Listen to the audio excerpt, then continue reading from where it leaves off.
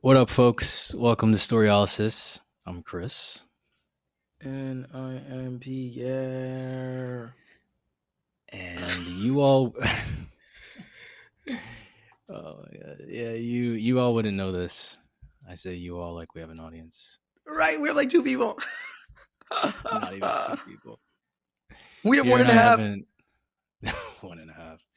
The half is the dog that just unfortunately is in the room. Who's forced to listen to this. But yeah, Pierre and I haven't recorded for like a couple months. Yeah, we had a falling out. He said anime was cartoons. I told him that football is actually soccer, and we haven't spoken to each other ever since. So until now. It's all now. Is this off the dome? Did you prepare this? Because that's Yeah. funny. That's actually very funny. Yeah, man. Yeah. Uh, Nah, but Pierre that's was on hilarious. vacation. I had some stuff to take care of. Mm, But mm. so yeah, if it takes a couple minutes to get into the swing of things, just bear with us. So yeah, you wanna Well, share any quick cool stories before we start your nothing at all, adventures? Christian. Sure, why not? But also, that's so funny. Let's say we blow up from this, right? Years from now, like whoever's listening to this is gonna be like continuous. They don't even know there was a gap. But that is true. Yeah. Let's acknowledge. Yeah. We gotta acknowledge the gap. Yeah. Where'd I go? I went to Australia. Yeah, I got to snorkel on the Great Barrier Reef. It's insane. Australia might. Was that Australia, Mike. offensive? I hope that wasn't. That's not offensive, right? uh, Just an accent. I don't know if if you manage to offend the little listeners we already have, Christian, that's gonna be a problem. We don't even have that much to begin with. So It's please, true. Uh, Christian, I ate some of the best foods at some of the most salacious restaurant names I've ever seen. Salacious. What does that I mean? in Cairns, Australia, I had a dinner at a place called Cock and Bull. It's just I had an Wow. crocodile schnitzel with a kangaroo fillet. It was amazing. And Cairns still, I had the most amazing breakfast of my life in this place called Bang and Grind. What are these names, brother? Oh, it's insane. Bang and Like grind, cock and bull. Bang and I'm Grind, Cock sensing and a Bull, theme here. right? Jeez. Like Australia just don't care.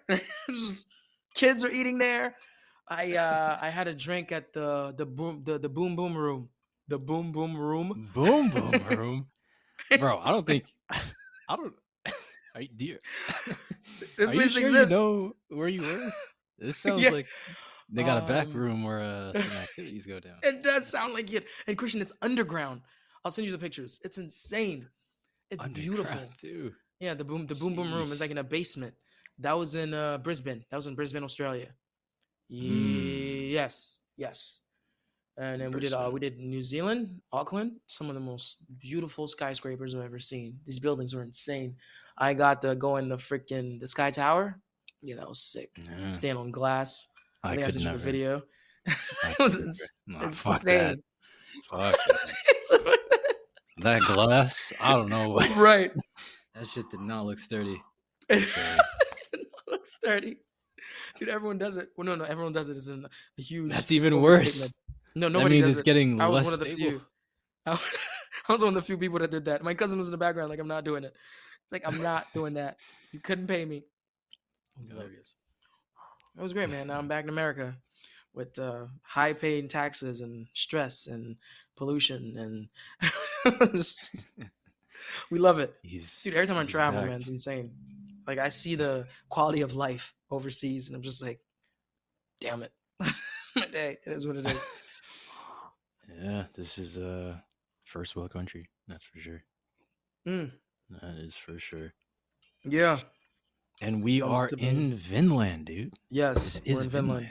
Vinland. Vinland We're Saga. here. We made Rich it. Gang.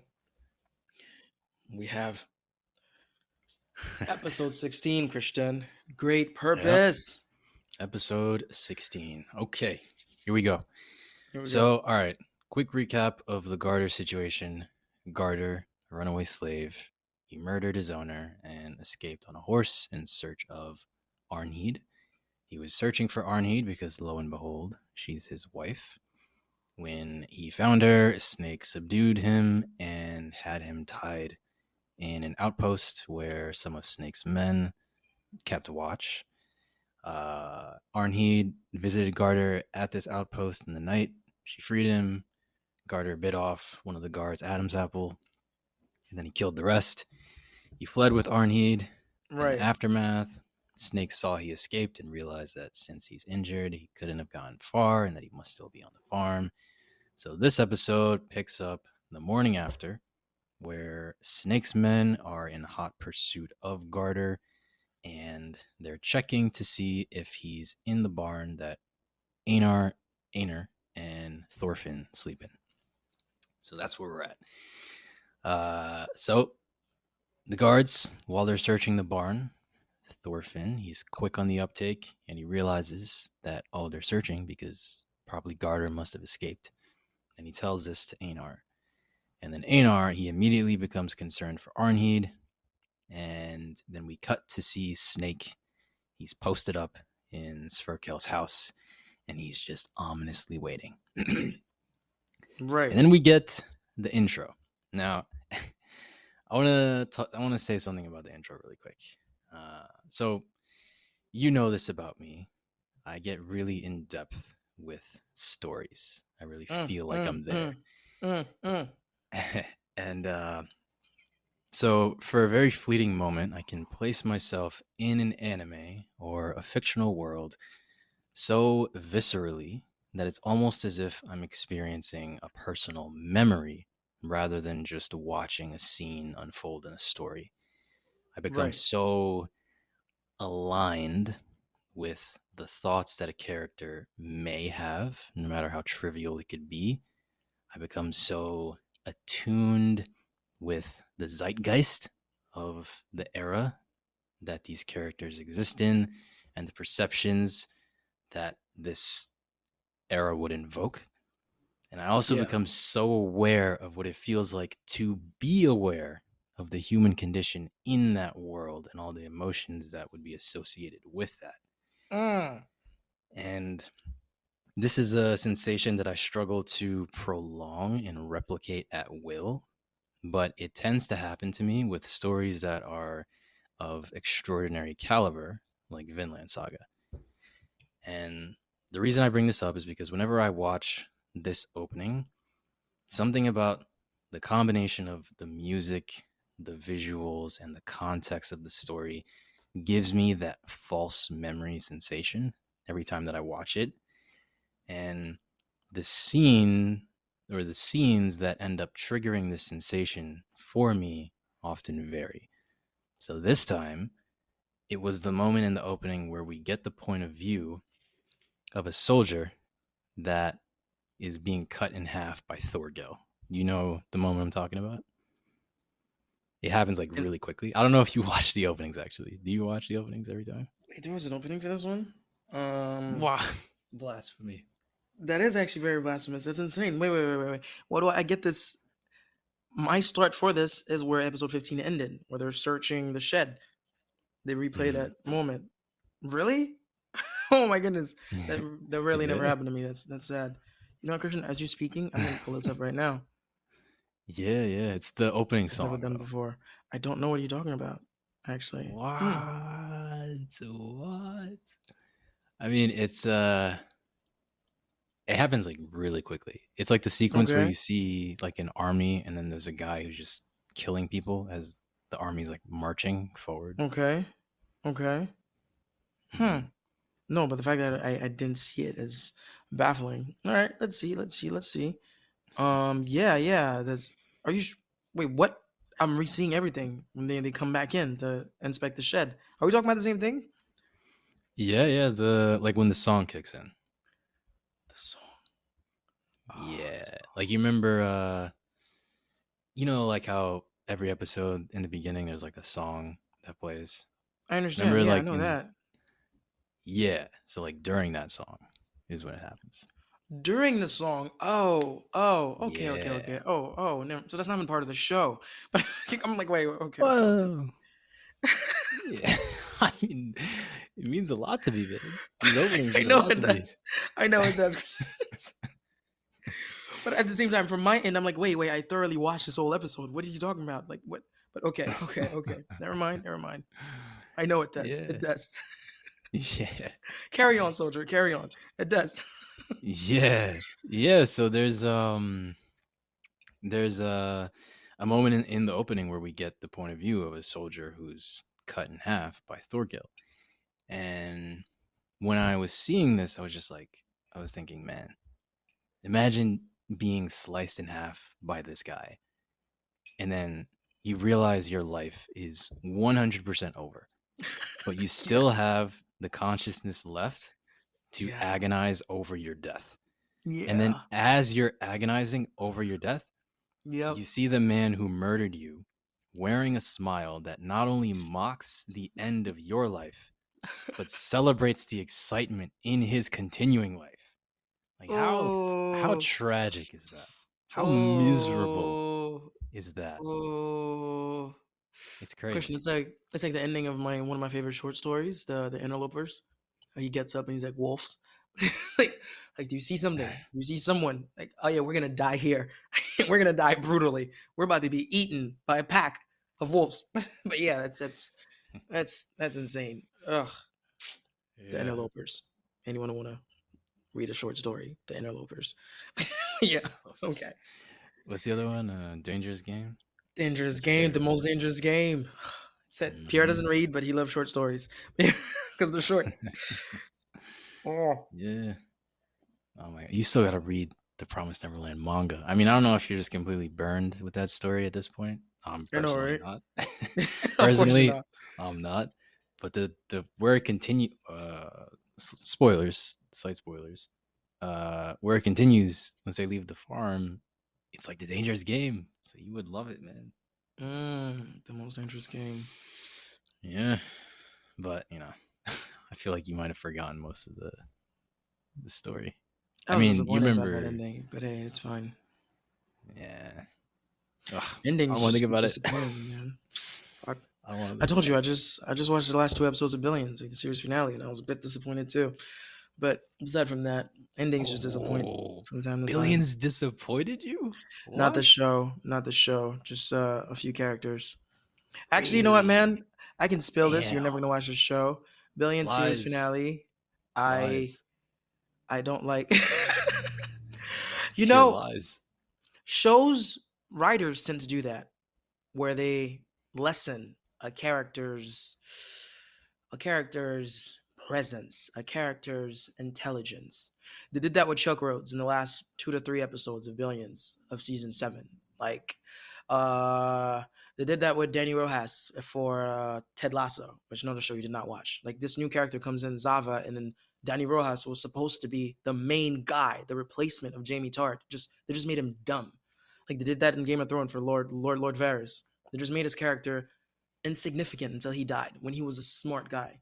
Like Chuck Rhodes took down Mike Foley, took down Jeff Cott, took down Bobby Axelrod, which everyone seemed to forget. They think Mike Prince did that. Took down freaking Oliver Dake just to be some freaking secondhand man waiting on Bobby to do something for the last 3 episodes. But it is what it is. But nevertheless, the show was freaking great. But yeah, that's.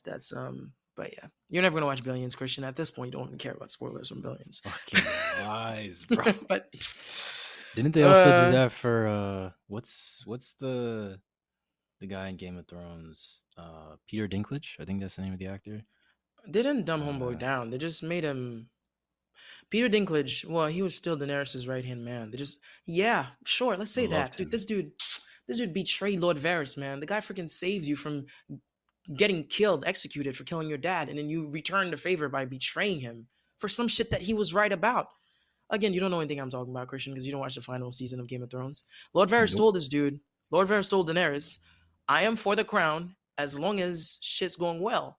Once it's not, I can't be a part of this. So of course it's not. And then Tyrion freaking went and told her, hey, we have an intruder among us. And then she freaking burned him. And he saved Tyrion's life. He literally got this short dude on a freaking boat and sailed to Bravos or some shit to save him from his dad in season 2 or season 3. But anyway, it is what it is. But I love Lord Varys. Lord Varys was so good. Such a great character. But yeah, some crazy shit, man. It is what it is. These writers do what they want to do. But overall, Billions was freaking sick. I would rewatch Billions. I don't even care. Like there's Mm. very little shows that keep me engaged for 7 seasons. Like a show that is not action, it's drama, but it's corporate drama. It's sophisticated drama. It's a chess game. Oh, freaking love it. But I don't like how they played Chuck. I didn't like that at all. Like you're never gonna watch this, Mm. Christian, but Chuck's last 3 episodes was like, Bobby, please, you need to do this. I'm calling Bobby. I can't get the Bobby. We need Axelrod to help us. I'm like, bro, you're Chuck Rhodes, bro. You've taken down. I've seen Chuck Rhodes take down Wait, crazy people. you made him sound like a bitch. He was in the last 2 episodes. He became bitchy. It was just like you don't need Damn. Bobby, bro. You're the brain. I understand what the writers are doing because Bobby had to leave in real life. He had some traumatic thing happen. His wife in real life actually died. He needed to step out. Oh So shit. I understand bring him back in. I get that, but like you're Chuck Rose. And the way they got Mike Prince, oh, it's not even fair. You had to freaking scheme and betrayal from the inside. Oh, it's just, but listen, man, it is what it is. Just- oh, I was a bit vexed, but still, it was bittersweet because this is the end. It ended, and I freaking love Billions. Like, oh, So like it's done. it's done. That was a series finale I just watched. Yeah, Yeah, I don't insane. know, man. For me, like I need like an ending to stick. Like if the whole show is amazing, but the ending just isn't good. The ending is Uh, great. It's subjective. It's just people are very emotionally attached to characters. This is why a lot of people would be like, "Bobby's back. That's great. I always hated Mike," but I look at things more from like different, less biased lens because I see Billions for what it mhm. is. Billions is just what Billions was supposed to be. Is just Chuck Rhodes versus a bunch of powerful men. Chuck Rhodes versus Bobby. Chuck Rhodes exiled Bobby with the help of Taylor and Axe passively, who barely did anything, not Axe, and Mike Prince, who barely did anything, and then Chuck Rhodes against Mike Prince. But then Bobby came back and became Bobby against Mike Prince with the help of Chuck Rhodes. Everyone's like, we need you, Bobby, to come and do this. But and they painted Mike Prince as this villain when Homeboy's like, he's not a villain. Like, I don't know, man. Like, I hate when there's bad guys in a story that doesn't deserve bad guys. It's just men with egos. Like, don't freaking Mm. make this man an evil man. You all have dirt in your hand. Like Wendy ruined freaking Taylor's relationship with her dad. Like Chuck has done countless fucked up shit. That's why Brian went against him. Bobby ruined the lives of the people in Syndicate. There's just so much shit. But hey, they needed a bad guy, so they got their bad guy. But bro, Mm. I felt for him. I actually felt bad for him, man, because dude got cornered from all spots. But this is listen, man. We're talking about anime. Let's get back. Yeah. Oh, All right. crazy stuff. So truly crazy stuff. Um. So yeah. So Thorfinn and Einar, they are running towards Arnheid right now. Mm, Um, because Einar, he's running to find Arnheid, because he's under the assumption that if Garter escaped, he'd immediately go to her. yeah, But he's unaware that Arnheid was the one who freed him in the yeah, first place. yeah. So, Right. and Thorfinn, he's following him like the good fucking friend he is. And he's challenging what Einar's next move would be, to which Einar says he doesn't know exactly, but he knows Right. that there must be something he can do to help her. So they arrive at Sverkel's property, they see Arnheid, and they head towards her. And in the meantime, we see that Snake, Badger, and I think Fox are waiting in Sverkel's house while Sverkel is there sleeping on the bed, or he's lying on the bed with his eyes closed. And we find out that they're using Arnheid as a lure to bait Garter so that they can Mm, catch and mm. kill him.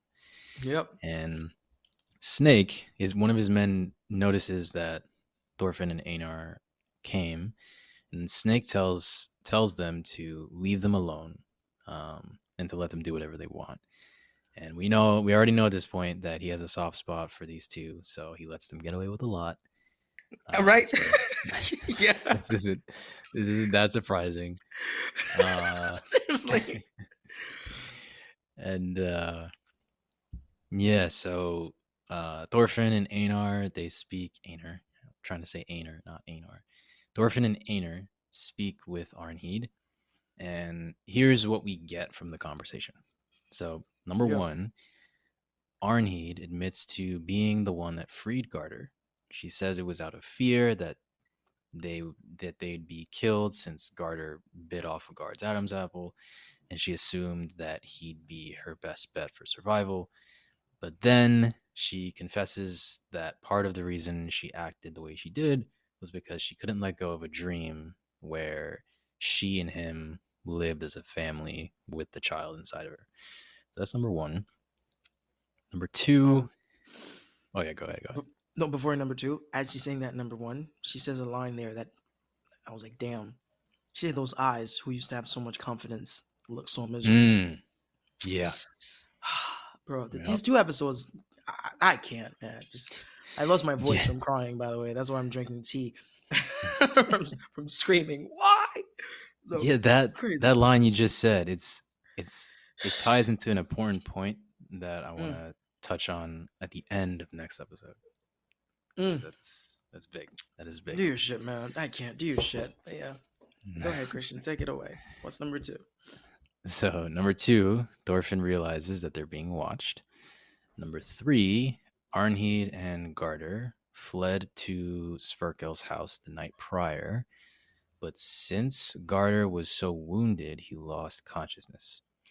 And he was too heavy for her to carry, so with the help of Sverkel, she hid him under his bed. So right now, he's hiding in plain sight, and Sverkel is withholding this information from Snake.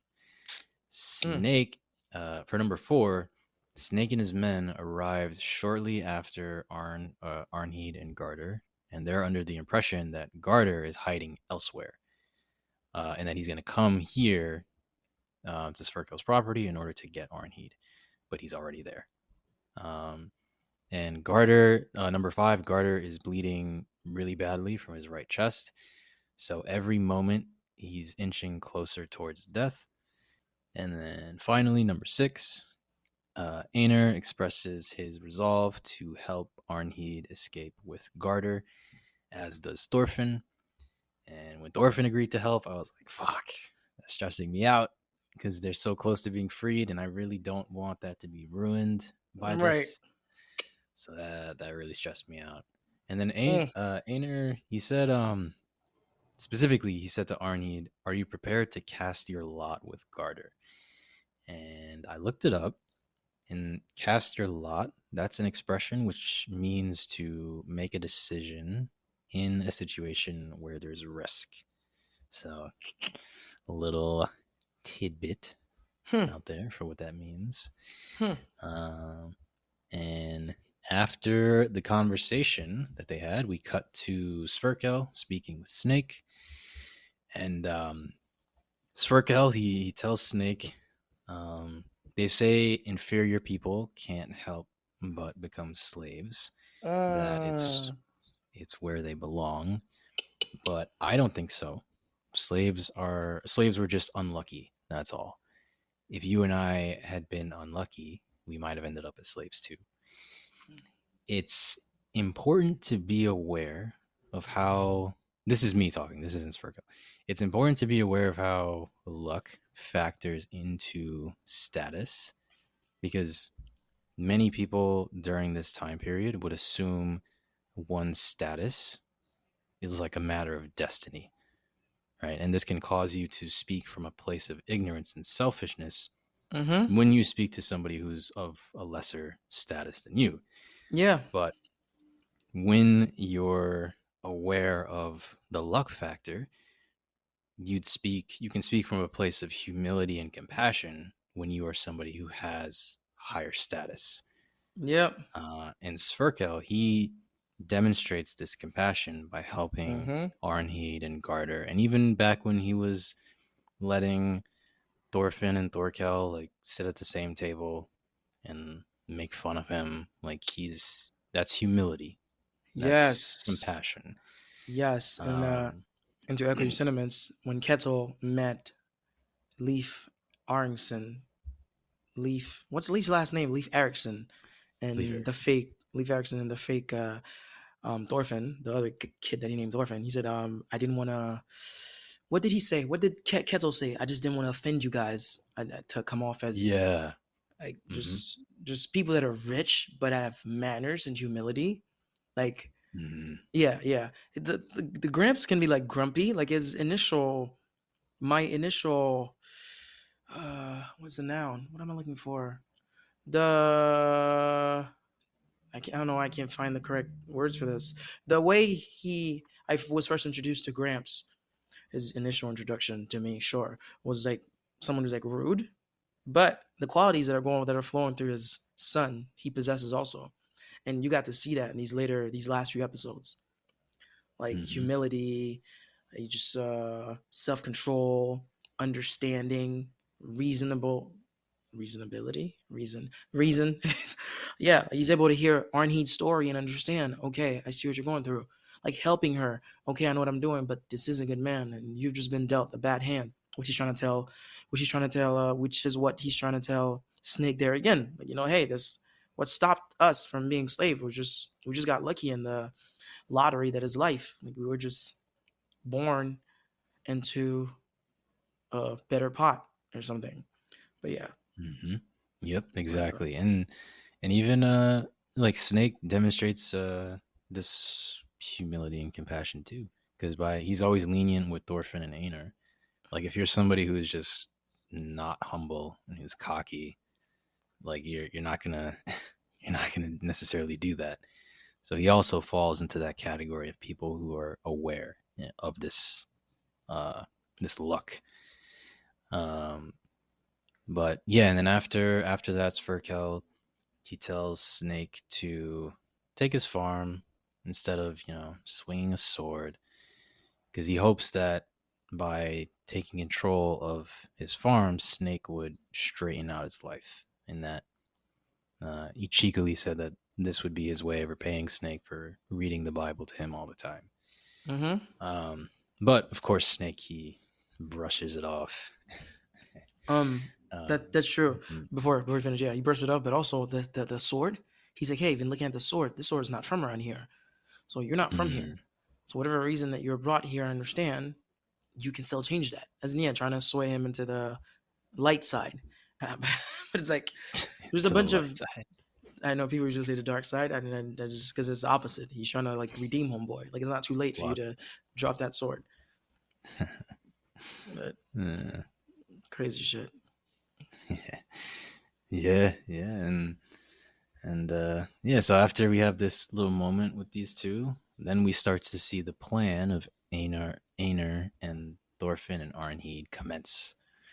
Uh, so Einar, he's impersonating Garter, and he plans to lead Snake and his men away from the house so that Thorfinn and Arnheid can move Garter. Right. And as Snake and his men chase Einar, Sverkel, Thorfinn and Arnheid, they quickly go inside the house, and then they speak to Sverkel and like ask him to move so they can get Garter. And then Sverkel, he offers to ride with Thorfinn, Arnheid, and Garter to make sure that they can travel unquestioned. So he's for sure an ally at this point. He's not trying to Yeah. sabotage them in any way. Um, and while chasing Einar, Snake notices something is off because So Garter good. shouldn't. Yeah, Garter shouldn't be able to Move that run fast. as fast as Einar is. Yeah, because he's injured. So he's quick So on the good. uptake, He's and he so heads good. back towards Sverkel's house while his men continues the chase. And then Snake, he arrives at the house very stealthily because he dismounted his horse so that it wouldn't make the trotting noise, so that they wouldn't pick Yes. up that he's coming. And then Yes. he ran the last leg of the journey on foot, and he Yes. confronts Thorfinn as he's moving Garter. Now, And question. then, yeah. Before I get to that, Christian, before we get to where I started screaming, ah! I But know. anyway, before we get to that, the choice of words. Hmm. He was unconscious. That's why I couldn't sense him.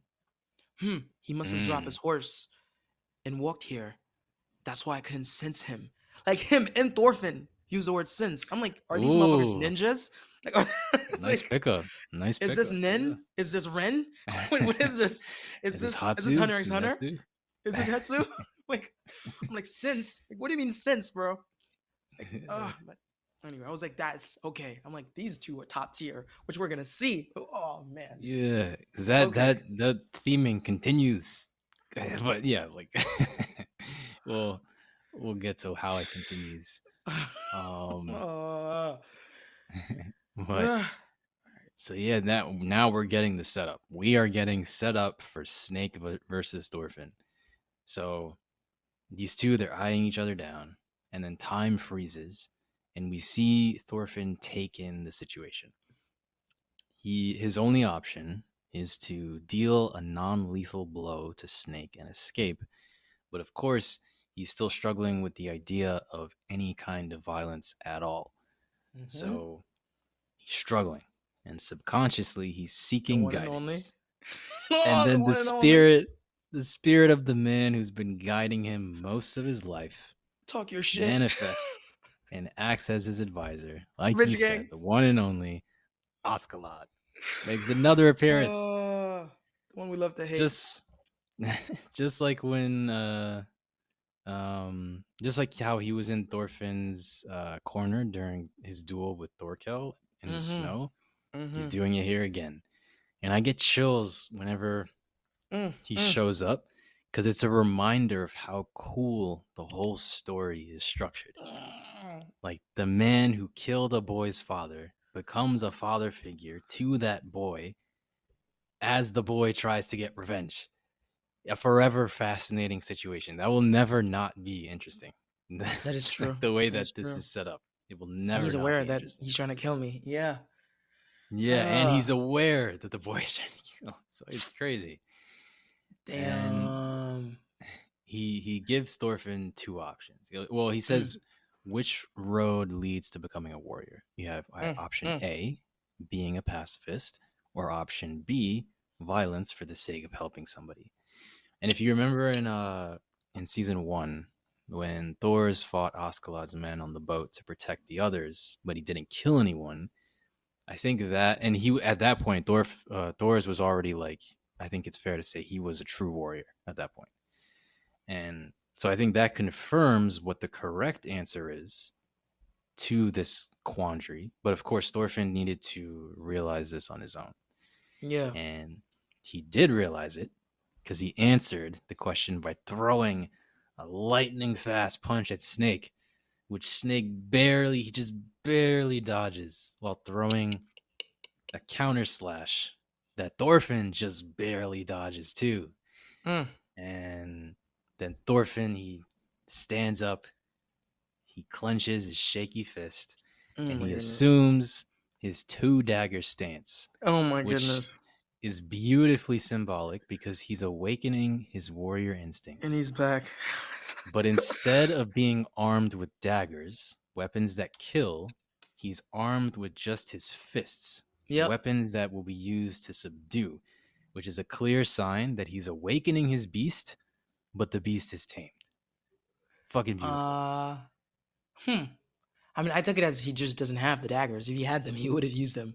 But the thing is, that's okay, okay. I just this is just different interpretation. I just took it as that's the only way you know how to fight.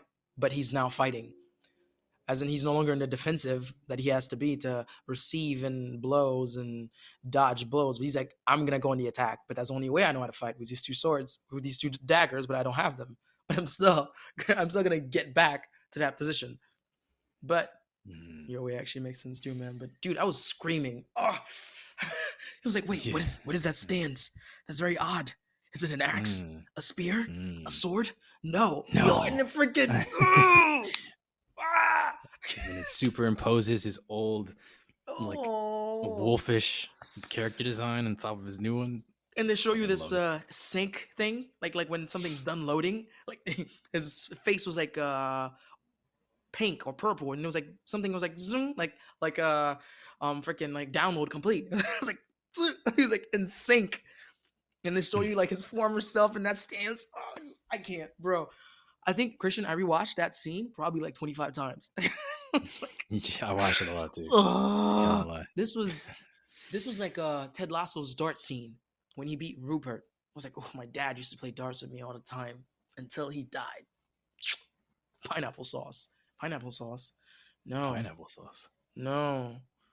No. Because I'm forgetting what he said makes this even more terrible. What did homeboy said? He didn't say pineapple. He said something else. Something blank sauce. Like, oh, it sucks. I can't remember it. But yeah, that scene reminded me. Or freaking Falcon's entrance and Endgame. Like Cap to your right or to your left. I was like, oh, it was just insane. Barbecue sauce, I think is what he said. Just know that scene was iconic, man. Oh, I was like, Thorfinn did not. Like, no. Oh, crazy stuff, amazing, man. Crazy stuff. It's an amazing scene. And then in the aura of a true threat, this Thorfinn's giving out this aura that he is not somebody to be fucked with. Yeah. Snake's warrior senses, they heighten as well. And the way they showed an X-ray of the electricity traveling from his fist to his brain. Yes, I am obsessed with that kind of imagery. Like I remember in season 1, I think I mentioned this like before, that one of my favorite scenes of season 1, possibly my favorite scene, is when Askeladd was he was in like that banquet hall with the king. Right when they said that they were going to attack Wales, and then they showed an X-ray of Askeladd just thinking. His mind's working. Like, the electricity. Yeah, I live for that kind of imagery. Neurons are firing at like 50,000 miles per millisecond. Love it, because it's such an emphasis on the human instinct that's happening in that moment. I adore it so much. And in Billions, they stop time when you do that for Mike Prince. like literally, like everyone's quiet, and the Scooter's like, stop. He's doing a 180. He's doing a 360 of the market to determine his next move. Like everyone stop. He's like quiet. Give him time to think. So yeah, this is a complete opposite because they show you like a tranquil and calm, nobody speaking. Where Askeladd is like, they show you his brain is like, and his face is like, oh. Yeah. It's insane. It's insane, man. Love it. I freaking love it. Nah, bro. These episodes are too much. These are probably one of the most emotionally invested I've ever been. These were intense episodes. We thought, what did we think? What episodes did we think were intense? Some episodes before episode this 9 was intense. Episode 9. I think either episode 9 or episode 10. The one where Thorfinn, is like visiting Valhalla. That one's that's fucking. I think that's probably that's like Hall of Fame goated episodes. Yes. He told my boy, fight it. Take those burdens. NF. Yeah, crazy stuff. And that's the end. Brutal cliffhanger. But next episode, the Clash of Giants begins. Daddy, chill. Seriously. All right. Until next time. Bye bye.